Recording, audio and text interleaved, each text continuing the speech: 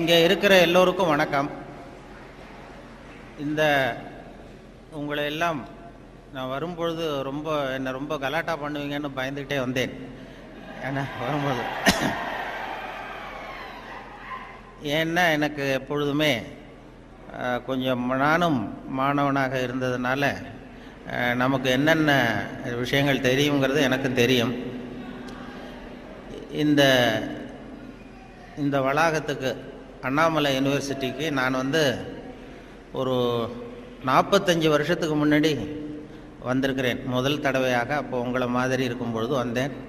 ஒரு விண்ணப்ப படிவம் வாங்கிறதுக்காக வந்தேன். அதாவது அப்ளிகேஷன் ஃபாரம், அந்த விவசாய படிப்புக்காக வாங்கிட்டு போனேன். அதுக்கு பிறகு கோயம்புத்தூர் விவசாய கல்லூரியிலேயும் போய் வாங்கிட்டு வந்து 2 இடத்துக்கும் விண்ணப்பம் போட்டேன். அங்கேருந்து முதல்ல விண்ணப்பம் வந்தது, அதனால் அங்கே போய் சேர்ந்தேன். இல்லைன்னா இன்றைக்கி நானும் இங்கே ஒரு பழைய மாணவனாக இருக்க வேண்டிய ஆள் முன்னாடி அந்த விண்ணப்பம் இங்கே சேர்ந்துருக்கலாம். எதுக்காக நான் சொன்னேன்னா, இந்த மாதிரி கல்லூரி விழாக்களில் பேசுகிறதுங்கிறது ரொம்ப கொஞ்சம் சங்கடம். அதாவது அந்த தொழில்முறை பேச்சாளர்களுக்கு அது ரொம்ப சாமர்த்தியமாக இருக்கலாம். நான் ஒரு தொழில்முறை பேச்சாளர் கிடையாது.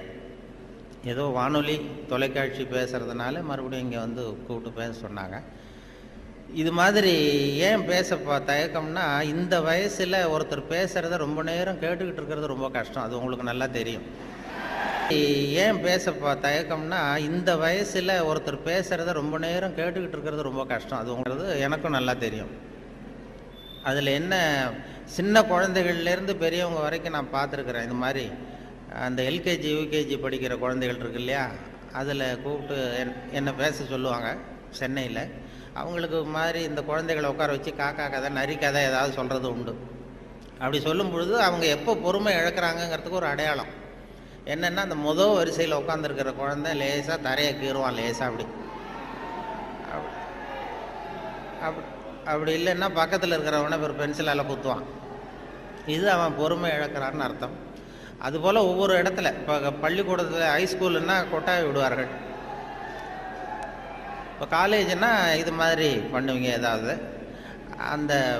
விசில் அடிக்கிறது இப்படி. அதனால் எப்போ முடிக்கணும் எப்போ தொடங்கணுங்கிறது அது ஒரு பெரிய முக்கியமான கட்டம். இதில் எனக்கு ரொம்ப பிடிச்சது இந்த முதியோர் இல்லங்களில் பேசுகிறது தான் ரொம்ப பிடிக்கும். அந்த சென்னையில் பென்ஷனர் அசோசியேஷன் இருக்குது. அதாவது முதியவர்கள் எல்லாம் 80 வயசு 85 வயசை தாண்டினவங்க, ஒரு காலத்தில் பெரிய பதவியிலேருந்து ஓய்வு பெற்றவர்கள். அவங்க கூப்பிட்டு என்னை பேச சொல்லுவாங்க. அதுக்கு மட்டும் யாரும் எந்த சத்தமும் போட மாட்டாங்க. நானும் எவ்வளவு நேரம் வேணாலும் பேசிக்கிட்டு இருப்பேன். அவ்வளவு பேர் முகமும் என்னையே கவனிச்சிக்கிட்டு இருக்கோம். என்ன காரணம்னா, காது கேட்காது அவங்க.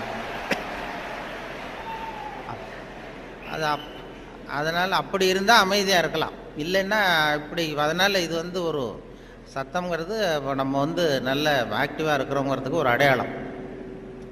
நான் அதனால் இதில் என்ன பேசுறது எப்படி பேசுறதுங்கிறத பற்றி வரும்பொழுது சொன்னார்கள், நீங்கள் இது மாதிரி பேச்சாளர்கள் சில பேர் கேட்டுக்கிறது உண்டு, நான் எவ்வளோ நேரம் பேசணும்னு நினைக்கிறீங்க அப்படின்னு. அந்த ஆர்கனைசரை அவங்க சொல்லுவாங்க, நீங்கள் எவ்வளோ நேரம் வேணாலும் பேசுங்க சார், நாங்கள் 10 நிமிஷத்துக்கு மேலே உட்காந்துருக்க மாட்டோம் அப்படின்னு சொல்லுகிறவர்கள் உண்டு.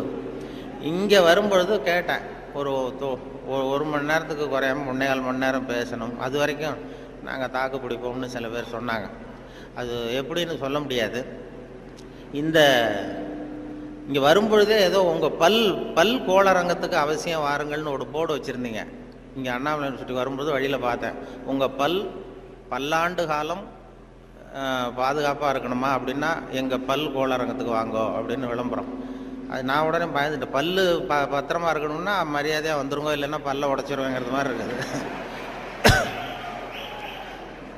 நல்லா பாதுகாப்பாகணும், அவசியம் வாங்கணும்னு கூப்பிடுறது மாதிரி, ஏதோ அன்பாக கூப்பிடுறது மாதிரி மிரட்டுறதாக அதை உணர்ந்தேன்.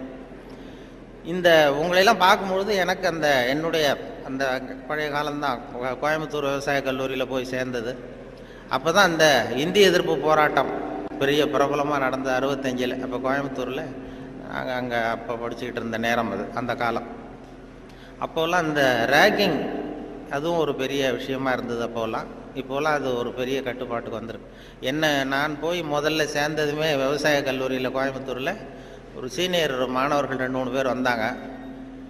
இங்கே கூப்பிட்டு போய் தனியாக அவங்க ரூமுக்கு அழைச்சிட்டு போய் நாங்கள் வந்து ஒன்றும் கலாட்டா பண்ண மாட்டோம், ஒன்றும் கேலி பண்ண மாட்டோம். ஆனால் நாங்கள் வந்து எங்களுடைய ரேங்கிங்கில் ஒரு நாகரிகம் இருக்கும். அதனால் நாங்கள் சொல்கிறத நீ செஞ்சுட்டீங்கன்னா வேறு ஒன்றும் உன்னை தொந்தரவு பண்ண மாட்டோம் அப்படின்னு என்னை பிடிச்சி எடுத்துகிட்டு போனாங்க. நான் அப்பா தினமாக போனேன். என்ன சார் செய்யணும்னு கேட்டேன். அந்த சீனியர் ஸ்டூடெண்ட்ஸ் என்ன சொன்னாங்கன்னா, நாங்கள் வந்து கொஞ்சம் பழைய துணியெலாம் வச்சுருக்குறோம், சலவைக்கு போட வேண்டியது. அது அங்கே போய் சலவை கடையில் எங்களுக்காக இதை கொண்டு போய் நீ போட்டுட்டு வரணும், அவ்வளோதான், வேறு ஒன்றும் இல்லை அப்படின்னாங்க. பரவாயில்ல, இவ்வளவு நாகரிகமான ஒரு ரேக்கிங் நடக்குதே அப்படின்னு சொல்லி, இதை எங்கே சார் போடணும், நான் போட்டுறேன், செலவு கடை எங்கே இருக்குன்னா அதுவும் தெரியுது பாரு அப்படின்னு சொன்னாங்க. உடனே அவங்க பழைய துணியெல்லாம் மூட்டை கட்டி கொண்டு போய் அப்படியே போட்டு நீ ரூமுக்கு போகலாம்ப்பா, வேறு ஒன்றும் நாங்கள் ஒன்றும் பண்ண மாட்டோம்ட்டாங்க. நான் இந்த பழைய துணியை தூக்கிட்டு போய் அங்கே கதவை தட்டி திறந்து விட்ற வெளில வந்தார். இந்தாங்க சார் என்னென்னு கேட்டபோது, இது பழைய துணி சலவைக்காக போட வந்தேன் அப்படின்னேன். யார் கொடுத்தது அப்படின்னு கேட்டார். அந்த பழைய மாணவர்கள், அந்த சீனியர் ஸ்டூடெண்ட்ஸு கொடுத்தாங்கன்னு. கவலைப்படாத, நீ இங்கே வச்சுட்டு போ, நான் பார்த்துக்கிறேன், நான் தான் வார்டன். இது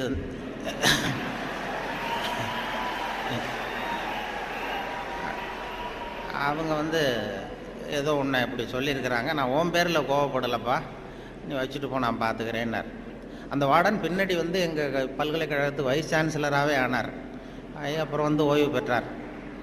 அப்படி ஒரு அனுபவம் அங்கே நடந்தது. அப்படிலாம் பண்ணுவாங்க. அதில் சில நல்ல இந்த அக்ரிகல்ச்சுரல் ஸ்டாட்டிஸ்டிக்ஸ்னு ஒரு பாடம், விவசாய புள்ளியியல், அது ரொம்ப போர் அடிக்கும். நாங்கள் யாரும் போக மாட்டோம் அந்த வகுப்புக்கு, ஏன்னா அது புரிஞ்சுக்கிறதே கஷ்டமாக இருக்கும். அதுக்காக அந்த ஆசிரியர் என்ன பண்ணாருன்னா, ஒரு தொழில்நுட்பத்தை கையாண்டார். அதாவது அந்த பாடத்தை நடத்திவிட்டு கடைசியில் ஒரு ஜோக்கு சொல்கிறது. அந்த ஜோக்கு வந்து அந்த வயசில் நமக்கு என்ன பிடிக்குமோ, அதாவது இந்த வயசில் உங்களுக்கு என்ன பிடிக்குமோ அது, அப்படிப்பட்ட ஜோக்காக சொல்லி எங்களை வந்து உடனே அந்த வகுப்புக்கு எல்லாரையும் வரும்படியாக பண்ணிட்டார்.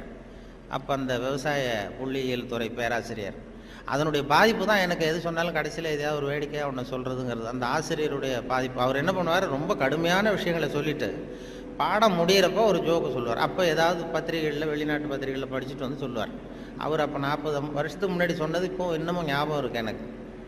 அது என்ன, அவர் சொன்ன அந்த ஜோக்குகளில் ஒன்று என்னென்னா, ஒரு பெரிய குண்டான ஆள், ரொம்ப எடை அதிகம். அவன் வந்து இந்த எடையை குறைக்கிறது எப்படின்னு முயற்சி பண்ணான்.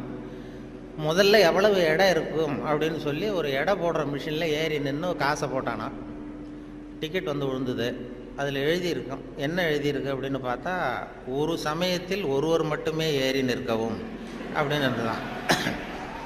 இவன் புரிஞ்சுக்கிட்டான், என்னாச்சுன்னா சரி, நமக்கு நிலைமை சரியில்லை, இது எப்படியும் எடையை குறைக்கணும், இதுக்கு என்ன பண்ணுறதுன்னா, அந்த நேரம் அமெரிக்கா போக வேண்டிய வாய்ப்பு கிடச்சிது. அமெரிக்கா போய் எங்கே சுற்றி பார்த்துக்கிட்டு இருக்கும்போது ஒரு இடத்துல போர்டு போட்டிருந்துதான், உங்கள் எடை குறைய வேண்டுமா, இங்கே வாருங்கள் அப்படின்னு விளம்பரம். உடனே இவன் ஆவலாக அங்கே போனான். அங்கே ஒரு இடத்துல அந்த மேனேஜர் மாதிரி ஒரு ரிசப்ஷனில் ஒரு பொண்ணு உட்காந்துருந்தது. என்ன ஏன்னா, நான் இந்தியாவிலேருந்து வந்திருக்கேன், எனக்கு எடை குறையணும் அப்படின்னா, உனக்கு ஆர்டினரி ட்ரீட்மெண்ட் வேணுமா, ஸ்பெஷல் ட்ரீட்மெண்ட் வேணுமா, ஆர்டினரி டீலக்ஸ்ன்னு 2 ட்ரீட்மெண்ட்டு கொடுக்குறோம் எடையை குறைக்கிறதுக்கு, உனக்கு எது வேணும்னு கேட்டிருக்க அந்த அம்மா. இவன் பார்த்தான், எதுக்கு அனாவசியமாக செலவு, ஆர்டினரி ட்ரீட்மெண்ட்டே போகிறோம் அப்படின்ட்டுருக்கான். அப்படின்னா இந்த பக்கம் போ அந்த ரூமுக்கு அப்படின்னு சொல்லி கதவை திறந்து விட்டு தான் இவன் ஆவலாக உள்ள போயிட்டான். அந்த எடையை குறைக்க வேண்டிய போனால் அங்கே மேஜை நாற்காலி எல்லாம் செதறி கிடக்கு, அங்கேயும் இங்கேயுமா, ஒரு ஒழுங்காக இல்லை. ஒரு பெரிய ஹால், அதில் அந்த மூலையில் வந்து ஒரு பொண்ணு நின்றுட்டு இருக்கு, ஒரு 16 வயசு பொண்ணு நின்றுட்டு இருக்கு, அரைகுறை ஆடையோட. இவனுக்கு என்ன ஆசைன்னா, அந்த பொண்ணை போய் தொடணும்னு ஒரு ஆசை. அதனால் இப்படி சுற்றி சுற்றி ஓடுறான் அந்த மேஜை நாற்காலியை சுற்றி. அந்த பொண்ணு இவன் கையில் அகப்படாமல் அதுவும் தப்பிச்சு ஓடி ஓடி வந்துக்கிட்டு இருக்கு. ஒரு 15 நிமிஷம் துரத்துறான், அதுவும் சுற்றிக்கிட்டே இருக்குது. 15 நிமிஷம் கழித்து இந்த மேனேஜர், அந்த பொண்ணு வந்து, ட்ரீட்மெண்ட்டே இவ்வளவு தான், ஒரு 10 நாள் இப்படி வந்தீங்கன்னா சரியாக போடும், எடை குறைஞ்சிரும் அப்படின்ட்டு. இவன் வந்தவன் என்ன பண்ணா, சரி ஆர்டினரியே இப்படி இருந்தால் ஸ்பெஷல் ட்ரீட்மெண்ட் எப்படி இருக்கும் அப்படின்னு யோசனை பண்ணான். சாடார்னு என்ன பண்ணால், நம்ம வந்துட்டோம், இதுக்காக இன்னொரு தரம் அமெரிக்காவுக்கு நம்ம வரப்போகிறதில்ல, எப்படியும் அதையும் பார்த்துட்டு போடுவோன்ட்டு மறுபடியும் அந்த மேனேஜர் அம்மாட்ட போய் நின்னான். என்ன சார் மறுபடியும் என்னன்னு கேட்டிருக்கேன், அந்த ஸ்பெஷல் ட்ரீட்மெண்ட்டையும் எடுத்துகிட்டு போடலாம்னு பார்க்குறேன் அப்படின்னா, அது வந்து நீங்கள் இது ஆர்டினரி ட்ரீட்மெண்ட்டுக்கு $10 கட்டினீங்க, ஸ்பெஷல் ட்ரீட்மெண்ட்டுக்கு $50 கட்டணுமே அப்படின்ட்டுருக்கு. அது பரவாயில்ல, நான் கட்டிடுறேன்னு சொல்லி கட்டிவிட்டான். கட்டிவிட்டு அப்படின்னா இந்த ரூமுக்கு போ, அப்படின்னு ரொம்ப ஆவலாக போய் கதவை திறந்தான். அதுவும் ஒரு பெரிய ஹால். இதே மாதிரி மேஜை நாற்காலிலாம் செதறி கிடக்கு. அந்த மூலையில் தேடுறான், யார் நிற்கிறான்னு பார்த்தா ஒரு 90 வயசு கிழவி. அவ இவனை துரத்துறா.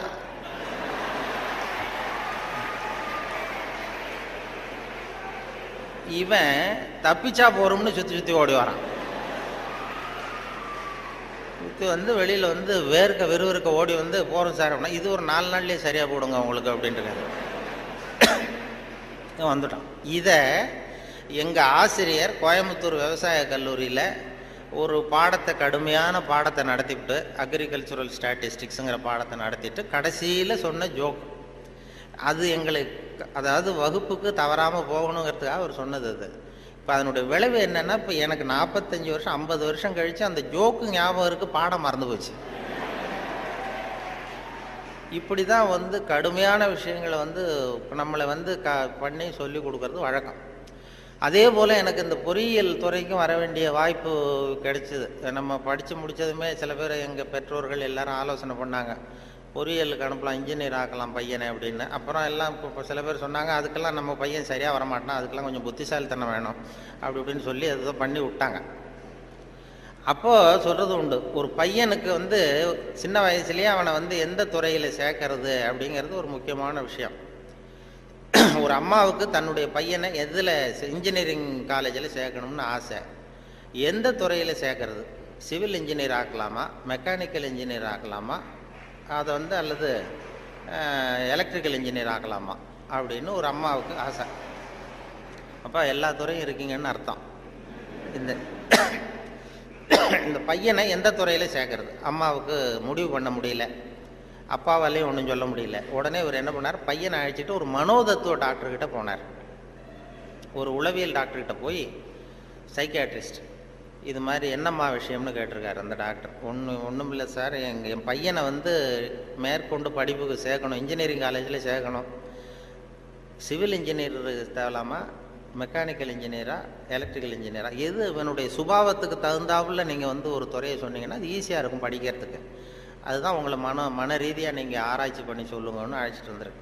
இது ஒன்றும் கஷ்டம் இல்லைம்மா, ஈஸியாக கண்டுபிடிச்சிடலாம் அப்படின்னு அந்த டாக்டர் உடனே அந்த பையனை கூப்பிட்டு, என்னப்பா நல்லா இருக்கே அப்படின்னு தட்டி கொடுத்தார். சின்ன பையன், பொடியன். இவனுடைய சுபாவம் என்னங்கிறத நான் ஈஸியாக கண்டுபிடிச்சி சொல்லிடுறேன், அதுக்கு தகுந்தாப்புல இப்போ இருந்தே சொல்லி கொடுத்து நீங்கள் பழக்கி கொண்டு வரலாம் அப்படின்னு சொல்லிட்டு ஒரு நர்ஸை கூப்பிட்டார். நர்ஸ்னு தான் அந்த அம்மா வந்தது.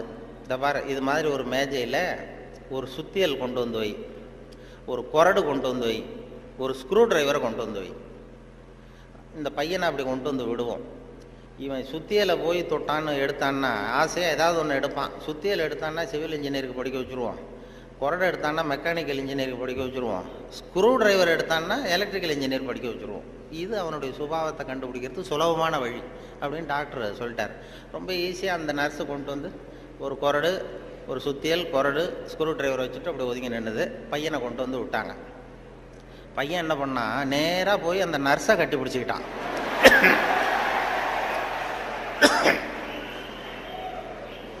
உடனே அந்த டாக்டர் சொன்னாராம், இவனை வந்து டாக்டருக்கு படிக்க வச்சுருங்க, அதுதான் அவனுக்கு அவன் சுபாவத்துக்கு பொருத்தமாக இருக்கும் அப்படின்னு சொல்லுவான். அப்படி ஒருத்தருடைய சின்ன வயசுலேயே நம்ம எந்த துறைக்கு கொண்டு போகலாம் என்ன ஏதுங்கிறது இளையும் பயிர் முளையில் தெரியும்பாங்கள்ல, சின்ன வயசுலேயே தெரிஞ்சிடும். அது பெரிய பெரிய இதெல்லாம். ஒரு பெரிய எழுத்தாளர் மேல்நாட்டில் பிற்காலத்தில் வந்து பெரிய எழுத்தாளர் ஆனாராம். அவருக்கு சின்ன வயசில் படிக்கும் பொழுது ஒரு கட்டுரை எழுத சொல்லியிருக்கிறார் வாத்தியார். என்ன கட்டுரைன்னா, விபத்து அப்படின்னு தலைப்பு. விபத்துன்னு சொல்லி ஒரு கட்டுரை அல்லது கதை எழுதுங்கன்னு சொல்லியிருக்கார். இந்த சின்ன பையனாக இருக்கும்போது எழுதுனானா. அவன் பிற்காலத்தில் பெரிய நாவலிஸ்ட், பெரிய எழுத்தாளர் ஆனான். சின்ன வயசுலேயே அவன் விபத்துங்கிற தலைப்புக்கு என்ன எழுதுனா, ஒவ்வொரு வரியிலையும் ஒவ்வொரு திருப்பம். அதாவது ஒரு 10வது மாடியில் ஒருத்தன் வெள்ளை அடிச்சுக்கிட்டு இருந்தான் அப்படின்னு எழுதுறான். 10வது மாடியில் வெளிப்பக்கமாக நின்றுக்கிட்டு ஒருத்தன் வெள்ளை அடிச்சுக்கிட்டு இருந்தான். துரதிர்ஷ்டவசமாக அந்த வெள்ளை அடித்தவன் கால் தவறி கீழே விழுகிறான், விழுந்துக்கிட்டு இருக்கான். அதிர்ஷ்டவசமாக அந்த நேரம் சாலையில் ஒரு வைக்கோல் வண்டி வந்து கொண்டிருந்தது. அடுத்த வரி.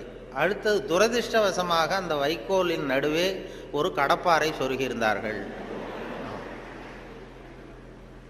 அதிர்ஷ்டவசமாக இவன் அந்த கடப்பாறையில் விழவில்லை. துரதிர்ஷ்டவசமாக அவன் வைக்கோலிலும் விழாமல் தரையில் விழுந்து செத்து போட்டான் அப்படின்னு. இந்த ஆள் இதை எழுதினவன் பிற்காலத்தில் பெரிய எழுத்தாளர் ஆகிட்டாரான். பெரிய இதாகி அப்படி சுபாவம் சின்ன வயசுலேயே தெரியும் யார் யாருக்கு என்ன அப்படின்னு சொல்லி. நமக்கெல்லாம் அது இப்போ நம்ம ஆசிரியர்களுக்கே சில சுபாவங்கள் உண்டு. அது உங்களுக்கெல்லாம் தெரிஞ்ச விஷயமா இருக்கும். ஒவ்வொரு அவங்கவுங்க துறை சம்மந்தப்பட்ட இதாக இருக்கும்.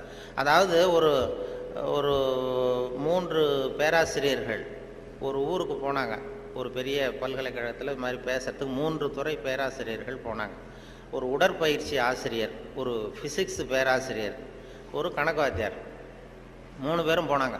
கணித பேராசிரியர் இது மாதிரி ஒரு விழாவில் பேசி முடித்ததும் கொண்டு போய் கெஸ்ட் ஹவுஸில் 3 பேரையும் தங்க வச்சாங்க. நாளைக்கு மறுநாள் அவங்க ஊருக்கு போகணும். இது மாதிரி விழாவில் கலந்துக்கிட்டு முடிஞ்சதும் கணித பேராசிரியருக்கு ஒரு ரூம், இவருக்கு அந்த ஃபிசிக்ஸ் பேராசிரியருக்கு ஒரு ரூமு, உடற்பயிற்சி ஆசிரியருக்கு ஒரு ரூம் போட்டு கொடுத்தாச்சு. இது மேல்நாட்டில் நடந்தது. அதனால் என்னென்னா அவங்களுக்கு அந்த ஆகாரம்லாம் டப்பாவிலே வச்சுருக்குறாங்க. அந்த டப்பாவில் டின்னு ஃபுட்டுங்கிறாங்கல்ல, அது மாதிரி டின்னில் அடைச்சி அவங்க ரூமில் வேண்டிய ஆகாரமெல்லாம் வச்சு கொடுத்து கொண்டு போய் விட்டு வந்துட்டாங்க. அந்த வந்துட்டு மறுநாள் காலையில் எழுந்திரிச்சார் இந்த ஆர்கனைசர். அப்போ தான் அவருக்கு அப்படியே பதறி போயிட்டார். ராத்திரி அந்த 3 பேராசிரியர்களுக்கும் 3 டப்பாவில் உணவு கொடுத்தோம், ஆகாரம். அதை திறக்கிறதுக்கான கருவியை கொடுக்காம வந்துட்டோம். திறக்கிறதுக்கு ஒரு பொருள் அது இல்லாமல் கொடுத்தோம். எப்படி அவங்க டப்பாவை திறந்தாங்களா சாப்பிட்டாங்களா என்னன்னு தெரியல அப்படின்னு இவர் பதறி போய் விடிஞ்சதும் ஓடுறாரு விழுந்தடிச்சு. இந்த வரவேற்றார் ஓடி போய் முதல்ல அந்த உடற்பயிற்சி ஆசிரியர் கதவை திறந்தாராம். ரூமை திறந்தா அவர் நிம்மதியாக தூங்கிட்டு இருக்காரு. டப்பா திறந்து கிடக்கு, சாப்பிட்டுட்டு நிம்மதியாக தூங்கிட்டு இருக்காரு. உடனே இவர் போய் தட்டி எழுப்பி, எப்படி சார் அந்த டப்பாவை திறந்தீங்க, அந்த இதை கொடுக்கலையே நாங்கள் உங்களுக்கு அப்படின்னு. இது என்ன சார், உடல் பலம் தான் சார் முக்கியம், டப்பாவை பலம் ஓங்கி கீழே அடித்தேன் திறந்துட்டுது, அது என்ன பெரிய காரியம் அப்படின்னு சொல்லி உடற்பயிற்சி செஞ்சுட்டேன், அதனால சாப்பிட்டேன் இருக்கார். பரவாயில்ல சார் அப்படின்னு சொல்லி அடுத்த ரூமுக்கு ஓடி இருக்கார். அங்கே ஃபிசிக்ஸ் வாத்தியார் உட்காந்துருக்கார். அவரும் அதே மாதிரி நிம்மதியாக தூங்கியிருக்காரு. இது டப்பா திறந்து கிடக்கு. போய் திறந்து, எப்படி சார் திறந்தீங்க நீங்கள் டப்பாவை அப்படின்னா, அது என்ன சார், எந்த இடத்துல ப்ரெஷர் கொடுக்கணும்னு எனக்கு தெரியும், அந்த இடத்துல அழுத்தினா திறந்துட்டுது டப்பா, அது நமக்கு டெக்னிக்கு வந்தது தானே அப்படின்னு அந்த திறந்து சாப்பிட்டேன்ட்டார். இவர் அப்பாடா நிம்மதியாக போச்சு. அடுத்தது கணக்கு வாத்தியார் ரூமுக்கு ஓடினார். அங்கே போனால் அவர் தூங்கவும் இல்லை, டப்பாவும் திறக்கலை, மூடியே இருக்கு. என்ன பண்ணுறீங்க அப்படின்னு சொல்லி அந்த கணக்கு ஏதோ ஒரு எழுதிட்டு இருக்காரு பேப்பரில். கணக்கு வாத்தியார், என்ன சார் பண்ணிட்டு இருக்கீங்க அப்படின்னு கேட்டிருக்காரு. அவர் ஒன்றும் இல்லை, அஸ்யூம் தி டப்பா இஸ் ஓப்பன் அப்படின்னு சொல்லி மேற்கொண்டு கணக்கு போட்டுக்கிட்டு இருக்காரு சார் அப்படின்னாராம். இது ஒவ்வொருத்தருக்கும் ஒரு சுபாவங்கிறது அது இயல்பாக அமையிறது. ஆசிரியர்களுக்கு எல்லாருக்குமே அப்படி அமையிறது. என்னோட படித்தவர்கள் இன்னைக்கு பல பேர், ஒருத்தன் தான் சின்ன வயசில் ஒரு பையன் ஜானகிராமன் ஒருத்தன் பக்கத்தில் என்ன பென்சிலாலேயே குத்திக்கிட்டு இருப்பான். இன்னைக்கு அவன் கும்பகோணத்தில் இன்னைக்கு பெரிய டாக்டர், எல்லாருக்கும் ஊசி போட்டுக்கிட்டான். அப்படி சின்ன வயசுலேயே சுபாவம், அங்கே யார் யார் எப்படி வருவாங்க அப்படின்னு தெரியும். அவங்களுடைய அந்த படிக்கும் பொழுதே அந்த இது தெரியும். என்னோட படித்தவர்கள் நிறைய பேர் அது மாதிரி ஒவ்வொரு துறையில் வந்திருக்கிறாங்க. சில பேர் இந்த நான் சொன்னது மாதிரி மேல்நாட்டில் ஒரு பெரிய பிரபலமான வக்கீல். அந்த வக்கீல் சின்ன வயசு அவர்கிட்ட வாதாடுறதுக்கு எல்லாரும் பயப்படுவாங்களாம். அந்த வக்கீல் சின்ன வயசில் எப்படி இருந்தான் அப்படின்னு சொல்லி அவங்க அம்மா சொல்லியிருக்கிறாங்க ஒரு பேட்டியில். அவங்க இந்த பையன் இவன் சின்ன வயசுலேயே வருங்காலத்தில் பெரிய வக்கீல் ஆகிடுவான்னு எனக்கு தெரியும் அப்படின்னு சொல்லியிருக்கிறாங்க. என்ன பண்ணான்னா, அப்பா பேப்பர் படிச்சுட்டு உட்காந்துருக்காரு, அம்மா சமயக்கட்டில் இருக்கிறாங்க. இவன் பையன் அவன் ரூமில் இங்கே ஏதோ பண்ணிகிட்டு இருக்கான். ஒரு பூனை வீல்னு கத்திக்கிட்டு இருக்கு. அம்மா கதறிக்கிட்டு இருக்க ஒரு பூனை. உடனே அம்மாவுக்கு புரிஞ்சு போச்சு, டேய் அந்த பூனை வாழை பிடிச்சி இழுக்காதரா அப்படின்னு கத்திருக்கு அந்த அம்மா. பூனை வாழை பிடிச்சி இழுக்காதரான்னு. ஆமாம், இங்கேயும் சில பூனைகள் இருக்கு, அது வாழை யாரும் பிடிச்சி இழுத்துறாதீங்க. அது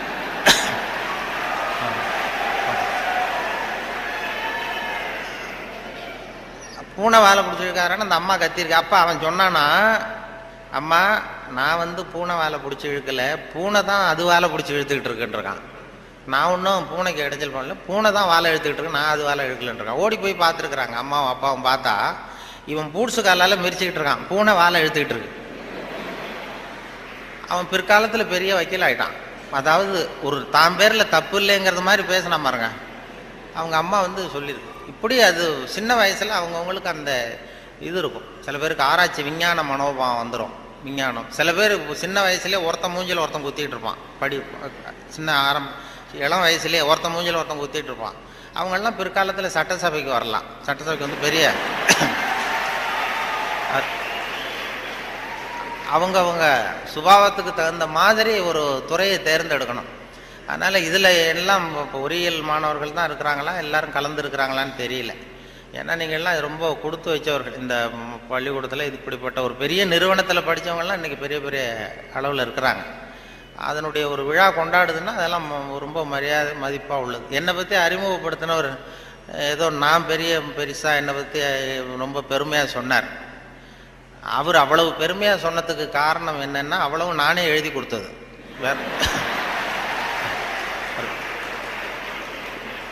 அது ஏன்னா வந்ததுமே ஒரு பேப்பரை கொடுத்து, அந்த கெஸ்ட் ஹவுஸுக்கு போகும்பொழுது ஒரு 2 பேப்பரை கொடுத்து உன்னை பற்றி எழுதிட்டு வான்னு சொல்லி கொடுத்து அனுப்புனார். உடனே எழுதிட்டு வந்து கொடுத்தேன். அப்படியே படித்தார். அது இவ்வளவு தூரம் விடாமல் சொல்லுவார்னு தெரிஞ்சிருந்தால் இன்னும் கூட எழுதி கொடுத்துருக்கலாம் கொஞ்சம். அது என்ன அதில் வேற இவரை பற்றி அறிமுகப்படுத்துறதுக்கே இது அவசியம் இல்லை, எல்லாருக்கும் தெரியும், இருந்தாலும் சொல்கிறேன் அப்படின்னு சொல்லி அவர் அதை படிக்கிறது. இது ஒரு சம்பிரதாயம்தான். ஒரு கூப்பிடும்பொழுது ஒரு இதில் அதே போல் உட்காந்து பேசுறியா நின்றுட்டு பேசுறியான்னு வேற கேட்டாங்க. அது எப்படி நீங்கள் ஏற்பாடு பண்ணியிருக்கிறீங்களோ அப்படி பேசிடுறோம் சார், இதில் என்ன அப்படின்னு 2 இருந்தது. உட்காந்து பேசு. ஏன்னா இந்த பேச்சாளர்கள் கடவுளுக்கு தான் 3 கோலங்கள் சொல்லுவாங்க. நின்ற கோலம், அமர்ந்த கோலம், கிடந்த கோலம் அப்படின்னு இந்த ஆன்மீகத்தில் சொல்லுவாங்க. நின்ற கோலத்தில் அருள் பண்ணுறவர் யார்? திருப்பதி வெங்கடாஜலபதி அப்படி வைங்களேன். அமர்ந்த கோலம்னு பார்த்தா ஐயப்ப சாமி அமர்ந்த கோலம். இதை தவிர கிடந்த கோலத்தில் அருள் பண்ணுற சாமி இருக்குது. அது என்னென்னா ஸ்ரீரங்கம் பள்ளிகொண்ட பெருமாள். அது வந்து படுத்திருக்கும். இப்படி 3 கோலத்தில் ஆண்டவன் கோலங்கள் உண்டு. அது எதுக்கு சொல்கிறேன்னா, அதே மாதிரி நம்ம ஊரில் பேச்சாளர்களுக்கும் 3 கோலங்கள் உண்டு. அது நின்ற கோலத்தில் பேசுகிறவர்கள் அரசியல்வாதிகள். அவங்களுக்கு நின்னாதான் பேச்சு வரும், உட்காந்து பேச. அமர்ந்த கோலத்தில் பேசுகிறவங்க ஆன்மீகவாதிகள். இப்போ நடமாடும் பல்கலைக்கழகம் நாவலர் நெடுஞ்செழியன் இருந்தார் இல்லையா, இங்கே படித்தவர். அவர் வந்து ரேடியோவுக்கு பேச வந்தார். அமைச்சராக இருக்கும்பொழுது திருக்குறளுக்கு உரை எழுதினார். அப்போ நான் கூப்பிட்டு ரேடியோவில் அவரை பேட்டி எடுத்து பதிவு பண்ண வேண்டிய பொறுப்பு எனக்கு. அவரை கூப்பிட்டுட்டு வந்து அறையில் உட்கார வச்சு பேசிகிட்டு இருக்கோம். அது மாதிரி பதிவு பண்ணுறதுக்கு போகிறேன். அப்படி போய் உட்கார வச்சா வானொலி நிலையத்தில் இப்படி தான் ஏற்பாடு பண்ணி வச்சுருப்போம். உட்காந்து பேசினா, தம்பி இங்கே வா, நான் வந்து எனக்கு உட்காந்தா பேச்சு வராது, நின்றுட்டே பேசிடுறேன், இந்த மைக்கை கொஞ்சம் தூக்கி வசதி வையினார். அப்புறம் அவர் உயரத்துக்கு மைக்கை தூக்கி வச்சு அப்புறம் பதிவு பண்ணேன். இது அவங்களுக்கு பழக்கத்தில் மேடையில் நடமாடும் பல்கலைக்கழகம் எதை வேணாலும் பேசுவார். உட்காந்தா கொஞ்சம் தயக்கம் வந்தது. அது அரசியல் அப்படி. அது ஆன்மீகவாதிகள். இப்போ கிருபானந்த வாரியாரெல்லாம் கூப்பிட்றோம் வானொலி நிலையத்துக்கு, அவரை உட்கார வச்சு தான் பதிவு பண்ணுவோம். அவரை வந்து நின்றுக்கிட்டே பேசுங்க சார்னு சொல்ல முடியாது. அதனால் நின்ற கோலம் பேசுகிறவங்க அரசியல்வாதிகள், அமர்ந்த கோலத்தில் பேசுகிற பேச்சாளர்கள் ஆன்மீகவாதிகள். இதே மாதிரி கிடந்த கோலத்தில் பேசுகிறவங்களும் உண்டு நம்ம ஊரில். இந்த சாராய கடை வாசலில் பார்த்தீங்கன்னா அவங்களெல்லாம் கிடந்த கோல பேச்சாளர்கள். நல்ல வேலையா என்னை வந்து நீ கிடந்த கோலத்தில் பேசுன்னு சொல்லாமல் இங்கே 2 கோலத்துக்கு ஏற்பாடு பண்ணி வச்சுருக்கிறாங்க. நின்ற கோலம், அமர்ந்த கோலம். இப்படி ஒரு படுக்கையை போட்டு வச்சுட்டா இங்கே வரக்கூடிய பேச்சாளர்கள் எது பிடிக்குதோ அப்படி பேசிகிட்டு இருக்கலாம். அது வசதி. ஏன்னா இது ரொம்ப விரிவான ஒரு என்னமோ 70 mm மாதிரி இருக்குன்னு சொன்னார், வரும்போது சொன்னாங்க. அது அதுவும் இந்த துணைவேந்தர் ரொம்ப கலை நுணுக்கத்தோடு இதை பண்ணியிருக்கிறார், இன்னும் நிறைய வேலையெல்லாம் இருக்குது இல்லை அப்படின்னு சொல்லி ரொம்ப பெருமையாக சொன்னார்கள். அந்த பொறியியல் அது வந்து அந்த கலை நுணுக்கம் இன்னும் என்னென்ன வேலை இருக்குது, நிறைய செஞ்சுருக்கேன். இது எல்லாம் இந்த பெருமை அவருக்கு தான் சொல்லி பெருமையாக சொன்னாங்க. இது இப்படிப்பட்ட பெரிய ஹாலில் ஒருத்தரை உட்கார வச்சாதான் என்னமோ மாதிரி இருக்கும். ஆமாம், இதுக்கெல்லாம் ஒரு 20-30 பேர் வரிசையாக உட்காந்தா நல்லாயிருக்கும் இந்த ஹால். அதாவது பொறியியல் துறை, நீங்கள் மாணவர்கள்ங்கிறதுனால பொறியியலில் வந்து கலை அம்சத்தை புகுத்துறது ரொம்ப சிரமம். சில பேருக்கு அதாவது பொறியியலுக்கும், அதாவது கவிதை எழுதுவாங்க சில பொறியியல் கவிதை எழுதுகிறவங்க வந்து பொறியியல் இன்ஜினியராக இருக்கிறவங்க கவிதை எழுதுறது உண்டு. அப்படி இருக்கிறது கொஞ்சம் 2க்கும் முரண்பாடான விஷயம். கலைத்தன்மை, அதாவது பொறியியல் வந்து மெக்கானிக்கல் மைண்ட் அதிகமாக இருக்கும். அதாவது ஒரு பெரிய பொறியியல் இன்ஜினியர் அவர் வந்து இராணுவத்தில் ஒரு பாலம் வந்து கட்டுறதுக்கு பெரிய இது பண்ணாங்க, பிளான் பண்ணாங்க. அதுக்கு ஒரு வரைபடம் தயார் பண்ணணும். ஸ்கெட்சு, இராணுவத்துக்கு பாலம் கட்டுறதுக்கு ஒரு பெரிய ப்ளூ பிரிண்ட்டு என்ன சொல்லுவீங்கள்ல, அது மாதிரி அந்த வரைபடம் தயார் பண்ணுற வேலையை ஒப்படைச்சிருக்கிறாங்க அந்த இன்ஜினியர்கிட்ட. அந்த பொறியாளர் வந்து உள்ளுக்குள்ளே ஒரு கவிஞர், அதாவது அவர் ஒரு கவித்தன்மை உள்ளுக்குள்ளே இருக்குது, மறைஞ்சிருக்குது. அதனால் அவர் என்ன பண்ணார், அந்த பொறியியல் வரைபடம் போட்டார். பாலத்தை போட்டுட்டு ஒரு ஆறு ஓடுது, குறுக்க பாலம், அதனுடைய நீளம் அகலம் எல்லாம் கரெக்டாக போட்டார். போட்டு அந்த ஆறு ஓடிக்கிட்டு இருக்கு. அது ஓடி முடிகிற இடத்துல ஆற்று ஓரமாக ஒருத்தன், ஒரு சின்ன பையன் தூண்டில் போட்டுக்கிட்டு நிற்கிறான். அதை அவர் போட்டிருக்காரு ஒரு அழகுக்காக. சின்ன மூலையில் ஒரு தூண்டில் போட்டுட்டு ஒரு பையன் நிற்கிறான். இது இந்த பொறியியல் வரைபடத்தை கொண்டு போய் அதிகாரிகள்கிட்ட கொடுத்துருக்குறான். அவருக்கு கோபம் வந்துடுது. இது வந்து ஒரு பொறியியல் வரைபடம், இது இந்த வரைபடத்தில் போய் அந்த ஒரு ஓவியம் என்னத்துக்கு அப்படின்னு சொல்லி அவர் சத்தம் போட்டிருக்காரு மேலே உள்ளவர். அதனால் என்ன பண்ணியிருக்காரா, முதல்ல வந்து முதல் தடவையாக கொடுக்கும்பொழுது அந்த பாலத்து மேலே நின்றுக்கிட்டு தூண்டில் போடுறது மாதிரி படம். இந்த பாலத்தில் எதுக்கு அவன் நிற்கிறான்னு சொல்லி சண்டை போட்டிருக்காரு. உடனே அவர் சரி சார் நான் இதை மாற்றிடுறேன்னு சொல்லி இவர் மாற்றி 2வது தடவை படம் போடும்போது பாலத்தில் நிற்கக்கூடாது, பாலத்தில் இடைஞ்சல் இருக்கக்கூடாது, அவ்வளோதானே. பாலத்தை சரியாக போட்டு மூலையில் கொண்டு போய் தூண்டில் போட்டு நிற்கிறான். மறுபடியும் கூப்பிட்டு அந்த அவன் படமே இருக்கக்கூடாது இந்த இதில், இந்த வரைபடம் மட்டும்தான் இருக்கணும், போடுன்னார். உடனே இவன் வந்து பாலம் போட்டான். 6 பாலம் சரியாக போட்டுட்டு இந்த மூலையில் பார்த்தா அவன் நிற்கிற இடத்துல அவன் இல்லை. அந்த இடத்துல சின்ன ஒரு கல்லறை, இந்த சிறுவன் இங்கே புதைக்கப்பட்டிருக்கிறான் அப்படின்னு எழுதிட்டான். அதாவது அந்த உள்ளுக்குள்ளே இருக்கிற அந்த கவிஞனை ஒன்றும் பண்ண முடியாது. சில பொறியியல் படிக்கிற மாணவர்கள் நீங்கள் நிறைய பேர் கவிதை எழுதலாம், அது எப்படியாவது வெளியில் வந்துக்கிட்டு தான் இருக்கும். அது வந்து பியூராக அந்த வரைபடத்தில் கூட அவனை மறைக்க முடியல பாருங்கள், அப்படி இருக்கும். அது மாதிரி சொல்கிறது உண்டு அவங்கவுங்க அந்த இதில். அதனால் இந்த பேச்சு, இந்த சொன்னார்கள், இந்த நகைச்சுவை உணர்வுங்கிறது ரொம்ப அவசியம், அதை பற்றி சொல்லணும், போகணும், வரணும்னு சொல்லி சொன்னாங்க. நகைச்சுவை உணர்வுங்கிறது நமக்கு சின்ன வயசுலேருந்து நாம் பிறந்து 6 வாரத்தில் தான் சிரிக்க ஆரம்பிக்கிறோமா. ஒரு குழந்தை பிறந்து 6வது வாரம் தான் சிரிக்க ஆரம்பிக்கும். ஒரு கிளுகிழுப்பை கொண்டு போய் குழந்தை முகத்துக்கிட்ட ஆட்டினா சிரிக்குது. அதே கிளுகிழுப்பை ஒரு தாத்தா முகத்துக்கிட்ட ஆட்டுங்க கோவம் வந்துடும், குச்சி கிச்சிருந்தா எடுத்து அடிச்சிருவார். ஏன்னா அப்படி இருந்தவர் அப்படி ஆயிட்டார். ஒரு காலத்தில் அப்படி இருந்தவர் அப்படி சின்ன வயசில் ஒரு கிளுகிழுப்ப சத்தத்துக்கு சிரித்தவர் அதே சத்தத்துக்கு டென்ஷன் ஆகிறாருன்னா அப்படி தான் மனுஷனுடைய வாழ்க்கை வீணாக போகுது. அந்த இயல்புத்தன்மை மாறாமல் இருக்கணுமா அந்த சிரிப்புத்தன்மை வந்து. ஆனால் சிரிப்புங்கிறது ஒரு பாவமான செயல்னு காலங்காலமாக போதிக்கப்பட்டு வந்திருக்கிறோம்.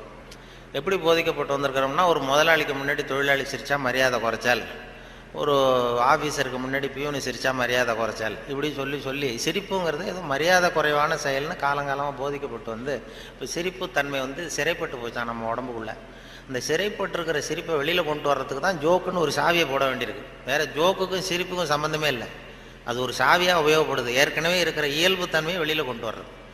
அந்த குழந்தைத்தன்மையோடு இருக்கணும், குழந்தைத்தனம் தான் இருக்கக்கூடாதே தவிர அந்த குழந்தைத்தன்மை கடைசி வரைக்கும் நமக்கு நீடிச்சதுன்னா ஹார்ட் அட்டாக் வராது.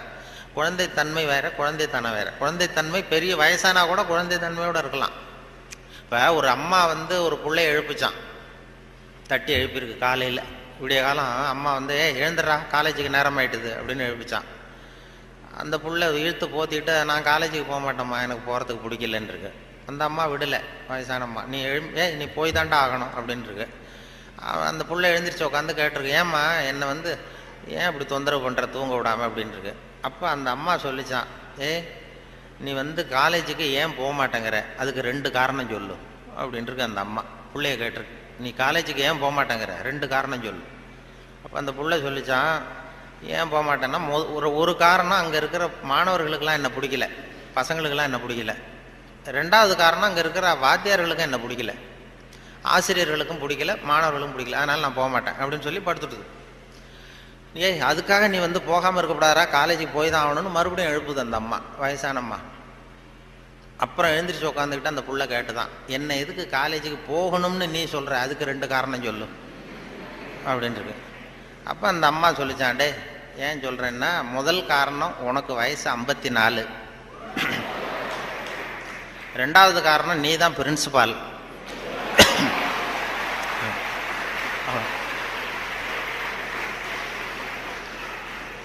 அதாவது 54 வயசுலேயும் அவர் குழந்தைத்தன்மையோடு இருக்கார் பாருங்க. அவங்க அம்மாவுக்கு அது புள்ள தானே, அதுதான் குழந்தைத்தன்மைங்கிறது, குழந்தைத்தனம் இல்லை. இது குழந்தைத்தனங்கிறது வேற, குழந்தை தன்மைங்கிறது வேற. அந்த குழந்தைத்தன்மை மாறாமல் மனுஷன் வாழணும்னு சொல்லி இப்போ சொல்கிறாங்க. நமக்கு வருகிற நோய் நொடிக்கெல்லாம் அதுதான் காரணம். இப்போ ஹார்ட் அட்டாக் திடீர்னு வர்றதுக்கு அதுதான் காரணம். மன இருக்க வரக்கூடாது. குழந்தைய எல்லாரையும் குழந்தைய ஆக்க முடியாது, ஆனால் குழந்தை தன்மையை நம்ம வளர்த்துக்கலாம். இந்த 200 தடவை சிரிப்பு தன்மையை இருந்துகிட்டு இருக்கலாம். இப்போ எல்லாரையும் குழந்தை ஆக்கிறதுக்கு வழி விஞ்ஞானத்தில் இது வரைக்கும் வழி கிடையாது. ஒரு டாக்டர் கண்டுபிடிச்சாராம். ஒரு டாக்டர் என்ன கண்டுபிடிச்சாருன்னா, ஒரு மாத்திரை சாப்பிட்டா 1 வயசு குறையும் அப்படின்னு ஒரு மாத்திரையை கண்டுபிடிச்சாராம் ஒரு டாக்டர். ஒரு மாத்திரை சாப்பிட்டீங்கன்னா 1 வயசு குறையும். உடனே ஒரு பாட்டி அம்மா போச்சு, 90 வயசு பாட்டி, எனக்கு ஒரு பாட்டில் மாத்திரை கொடுங்க டாக்டர் அப்படின்னு வாங்கிட்டு வந்துருக்கு. வாங்கிட்டு வந்து ஒரு மாத்திரை சாப்பிட்டா 1 வயசு குறையும்னாரா. மறுநாள் ஒரு 30 வயசு பொண்ணாக மாறி இது போயிருக்கு. நாள் 90 வயசு பாட்டியாக போச்சு, 30 வயசு பொண்ணாக மாறி அதே டாக்டர்கிட்ட போச்சு. இடுப்பில் ஒரு வயசு கை குழந்தை, அது சட்டை கிட்ட போடாமல் கட்டை விரல வாயில் வச்சுட்டு உட்காந்துருக்கு. தூக்கிக்கிட்டு அதே டாக்டர்கிட்ட போயிருக்கு. போனதும் அந்த டாக்டர்கிட்ட சொன்ன, ஏம்மா வந்திருக்கேன்னு கேட்டார். ஒன்றும் இல்லை டாக்டர், நேற்று உங்ககிட்ட வந்தேன், மாத்திரை கேட்டேன், ஒரு மாத்திரை சாப்பிட்டா 1 வயசு குறையும். நீங்கள் நான் ஒரு பாட்டில் மாத்திரை வாங்கிட்டு போனேன், ஏதோ ஒரு ஆர்வத்தில் ஒரு 30-40 மாத்திரையை சேர்த்து சாப்பிட்டேன், அதனால் இப்படி ஐட்டம் பாருங்கள் அப்படின்ட்டு. டாக்டர் சொன்னார், இதுக்கு ஏமா வருத்தப்படுற, எல்லாரும் வயசு குறையணும்னு தான் நினைக்கிறாங்க, உனக்கு வயசு குறைஞ்சிட்டது, சந்தோஷப்படு, இதுக்கே மறுபடியும் என்னை தேடிட்டு வந்தேன்னு. அப்போ இந்த அம்மா சொல்லிச்சான், என்னை பற்றி பரவாயில்ல டாக்டர், இடுப்பில் பாருங்கள் 1 வயசு கை குழந்தை, இது ரொம்ப ஆர்வத்தில் ஒரு 70-80 மாத்திரையை சாப்பிட்டு விட்டுது, இது என் வீட்டுக்காரர்.